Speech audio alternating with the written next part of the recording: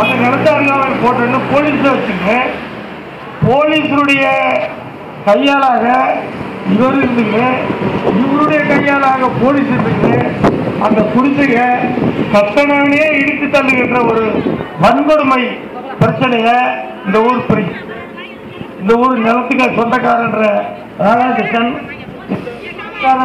அதிகாரியாக இருக்கின்ற இவங்கெல்லாம் சேர்ந்து சதி திட்டத்தை போட்டு அவர் சொல்றார், நான் எல்லோருக்கும் பணம் கொடுத்துட்டேன்றான். யாரு? ராதா மோகன். இவெல்லாம் திட்டமிட்டு அந்த அந்த கடையை இடிச்சு பள்ளத்தில் கொடுத்தாங்க. கட்டணமே இருக்கிற அளவுக்கு ஒரு கொடுமை நடந்திருக்கு. அந்த கொடுமையை கண்டிக்கின்ற வகையில் தான் நாம் இந்த ஆர்ப்பாட்டம் பண்றோம். அவன் யாரு? தீபாவளி என்பது யாரு? ஒரு இந்திய குடியரசுக் கட்சியுடைய இறந்தவருடைய புதல்வர்.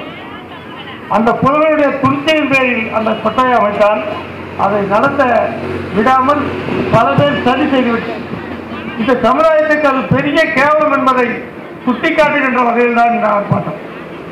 அந்த தீபாவளி என்பவர் ஒரு பஞ்சாயத்து உறுப்பினர்.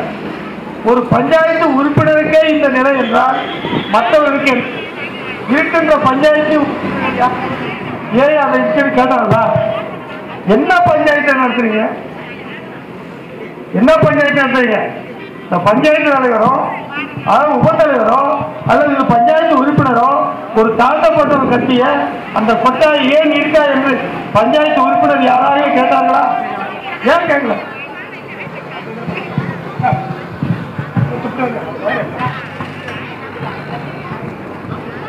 ஏன் கேட்கல? காரணம் அவர் தாழ்த்தப்பட்டவன் கட்டிய வீடு அது எப்படி இடித்தால் என்ன என்ற ஒரு கேவலமான ஜாதி வெறி.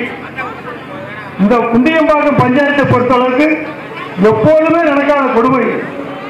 அந்த கொட்டாய் இடித்தது காலனிக்கு செல்லும் பாதையை ஜேடிபி வச்சு நிறவி தள்ளி பள்ளத்தில் விட்டான். இப்போ ஒன்றும் போக போக அந்த சிமெண்ட் ரோடு மிகவும் சேதமடைந்துடும். போக காலனிக்கு வழியே இருக்காது.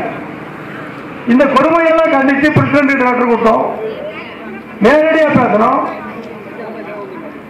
போலீஸ் லெட்டர் கொடுத்தோம், அவங்ககிட்ட நேரடியாக பேசணும். வீடியோ லெட்டர் கொடுத்தோம், அவர்கிட்ட நேரடியாக பேசணும். தனிநபர் லெட்டர் கொடுத்தோம், நேரடியாக பேசணும். எல்லாமே ஆறுதலுக்காக விசாரணை செய்தார்கள். ஆனால்